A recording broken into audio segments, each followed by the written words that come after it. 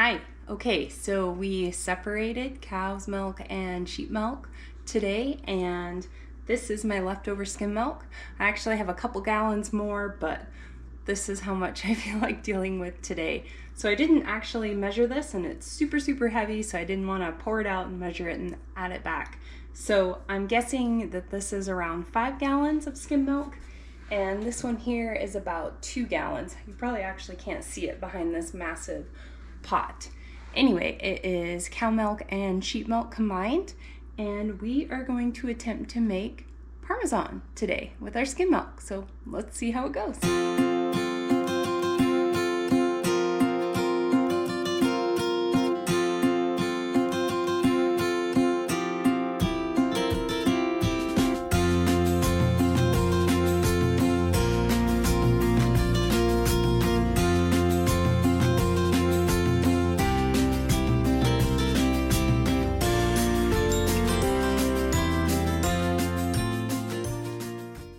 So I've actually never used lipase powder before. It's not mixing in very good. I don't know if you can tell. So I don't know, hopefully that's okay and isn't a big problem. See, it's in clumpies and didn't come out of my jar very good. Oh, well, what do you do? Okay, so I'm just going to stir this for a minute, and then I'm going to make sure that my temperature is still at the target temperature of 35 degrees Celsius, which I can see here that it is. Well, now it just went down to 34.9. I just want to make sure it's still 35 degrees Celsius, and then I'll add my rennet, and we will cover it and let it sit for 45 minutes. I'm just going to turn the heat on and raise that back up to 35. And honestly, I think the lipase powder is to give a certain flavor, which I think with sheep milk, you really don't need it. Since this is a combination of sheep milk and cow milk, and honestly, it's probably a little heavier on the cow milk side than the sheep milk side, because I have, I'm guessing, 7 gallons of milk here, and I only had 2.5 gallons of sheep milk to start. So since it's heavy on the cow milk side, I am going to go ahead and add the lipase powder. We will see later on if that is necessary or not. Okay, so how do you know you're a mom without telling people you're a mom? You use kids' medicine cups to measure out your rennet. And this is all I have for rennet, so I hope I have enough. Let's see.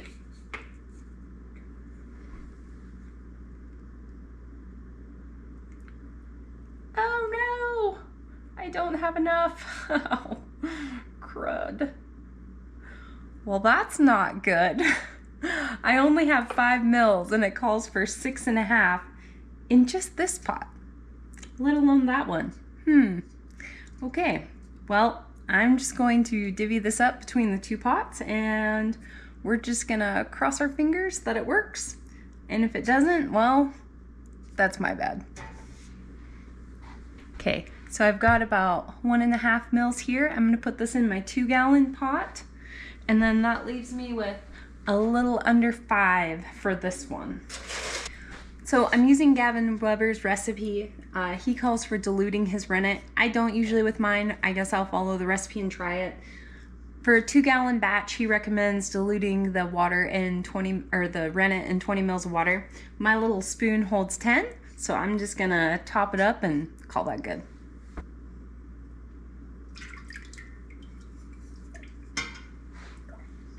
All right, I'm just gonna stir with an up and down motion for about 30 seconds to a minute. And then I'll cover this and jump over to my big pot. And I'm gonna let these sit for 45 minutes and hope and pray that this will work with the rennet that I have. And then I better get on it and get some rennet ordered so I can make more cheese. It's rough. Okay, now I'm just going to try to slow the motion of the milk. And I left my burner on. I went about 1.5 degrees over my target temperature, so I think we're okay, but don't pull a me. Turn your burner off. Ah! Okay, set our timer. Cover the pot.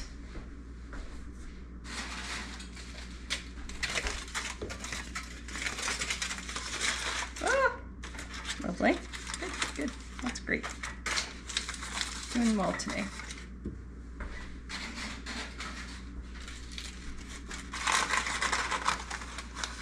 Okay. Okay, now I can go clean up my disaster zone of a kitchen. Okay, it's the moment of truth. 45 minutes have gone by. Let's see if we get a clean break.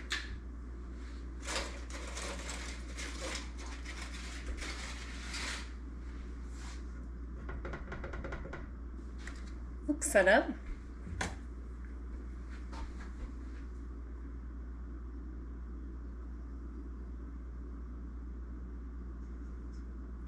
Oh, beautiful. All right, let's check the big guy. Ooh, what is that? Okay, so there's like a weird lump on the top. Oh, it's just how the clean break went, so, or how it's set up. Okay.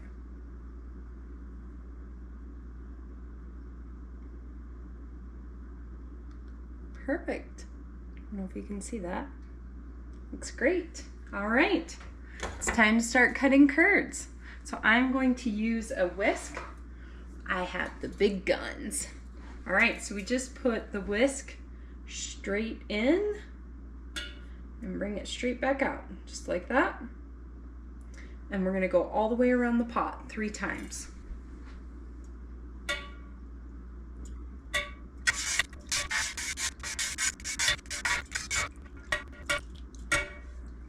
Okay, there's one. Look at how fast those curds sunk under the whey already. Okay, I got them all cut. It took me about 5 minutes to do the 2 pots. Now I'm going to let them rest for 5 minutes and we'll start stirring. I need to hunt up one of my kids. I've got 2 pots and only 2 arms. 2 pots and only 2 arms. That means I should have enough. Maybe I need a 5-minute power nap. Time to start stirring. I'm gonna set the timer for 10 minutes. This first 10 minutes, we're just going to stir at the target temperature. And then after that, we will start to slowly heat it while we continue stirring. Ooh. We're kind of wanting to knit together a little bit. You can see where I have some larger curds that I missed. Let's see if I can do this two-handed.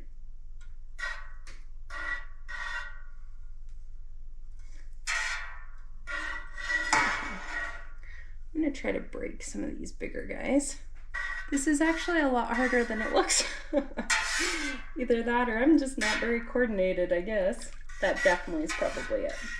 I actually think I'm going to switch to just my hand because I think it'll be easier. I'm gonna get on a stool because, well, I'm short. You can just get such a better feel for your curds with your hand. See, like, oh, look at that. Look at what I missed. Ah! See what I mean? I could not tell that at all when I was just using the whisk. This is why I like to use my hand. There's nothing wrong with that, right? Except I guess maybe our mothers told us not to play with our food, but you know, we're adults now, so we can play with our food if we want. All right, double arming it. Okay, so you can't really see, I don't think, the curds over here, but my littler pot, the whisk did a better job of cutting them. There's a few, yeah, there's a little longer guys. So I'm just gonna work on maybe bringing those guys up and kind of cutting them down to size. We have a lot of stirring ahead of us, so don't panic. we'll get there. I might need to pour off a little of this whey. Holy smokes. So as I see those big guys kind of come to the surface, I just cut them down with my fingers. No big deal. Okay guys, our first 10 minutes of stirring is over. Now it's time to turn the heat on and start raising that temperature. So we are going to raise it from 35 Celsius to 42 degrees Celsius over 30 minutes. So that's about 1 degree every 4 minutes or so. And I'm gonna start by turning my burner on low, both burners, and get my thermometers in here.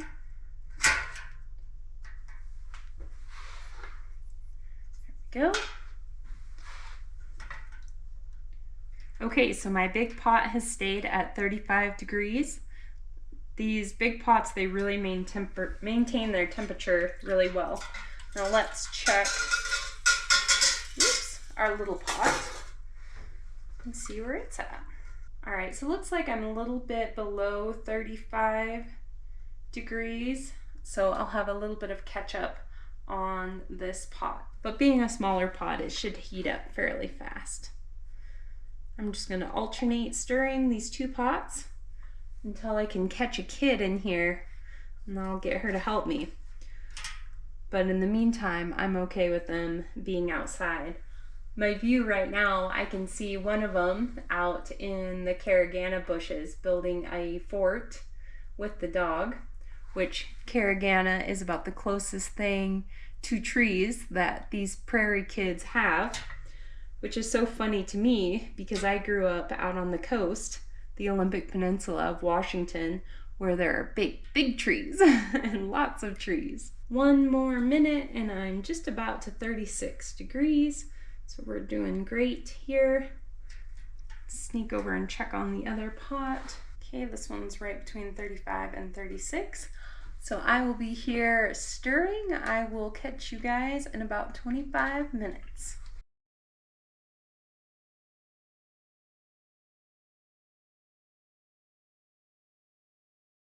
Snagged it to help us. I'm helping too, I'm filming. That's a lot of work. Okay, we're down to the last 4 minutes of stirring. I recruited Etta to help. I told you I'd find someone to help. So we are at 50 degrees. We've been stirring for 66 minutes. 4 minutes left to go, 2 degrees to go. We made it. High five. How do your arms feel? Good. They feel good? Show me your muscles. You feel strong? No. Alright. Alright, should we do some tests and see how this stuff looks? If you're not too hot. I can see right there just on the whisk that they crumbled apart really easy. Alright. This is really hot now, so I'm not going to reach my hands in there. Alright, so they're pretty small. About like a grain of rice, you'd say. There's a few bigger ones in there. Let's give this a nice. Here. Okay. That's fine. Ooh, that's hot. Let's try a little bite. It should squeak. Oh, yep, it's squeaky. Feels, yep. Okay, I'm gonna squeeze it. And just get it nice. Pops together. Part easily. All right, I think we're good. Want to try some? Here. We're squeaky. Get over here. Where you at? Oh, Is it squeaking? Yeah. All right. Let it rest for 5 minutes, and then into the mold it goes. Where's Dad when we need him? This is hot. Some assistance from big, strong Dad would be like, uh-oh. All right. Well, my thing fell in. All right. Thingamabobber? Move it down there. Go like this. Oh, that? Mm-hmm. And they fell out.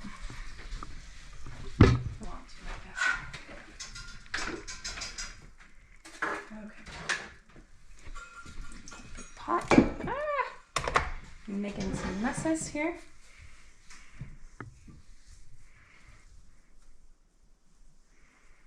Getting curds everywhere. Oh dear.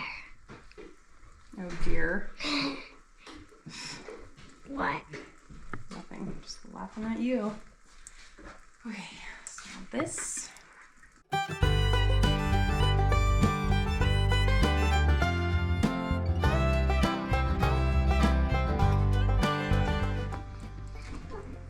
Oh. Do you want to come out of there?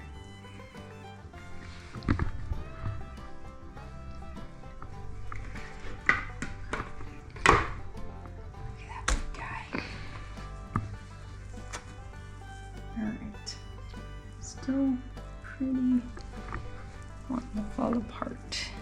I don't even know if I should flip it yet, actually.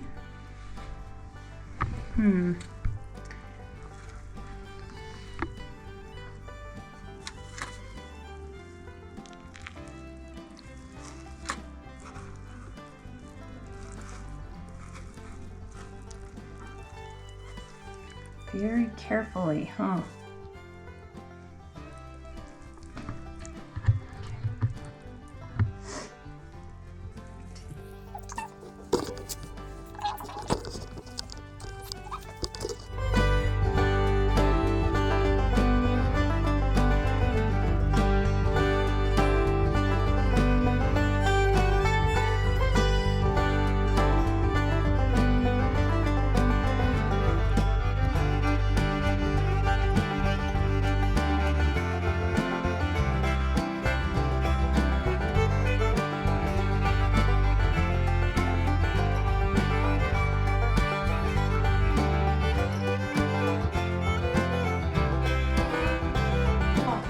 I need to have you take this down, yes, because I can't get it in there evenly. It makes my cheese crooked.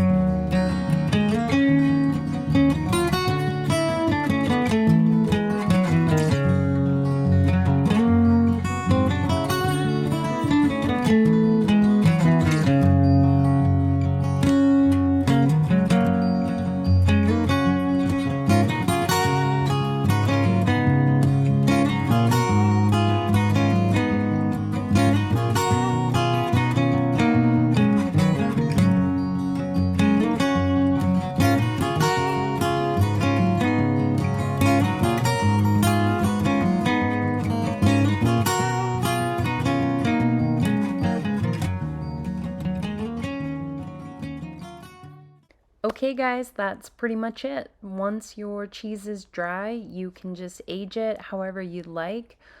Preferably a natural rind will give it the most flavor. I chose not to do that because of some cracks and I was worried about mold growth, so I just vacuum sealed mine. It's still gonna be great. I hope you guys enjoyed this, and I'll catch you in the next one.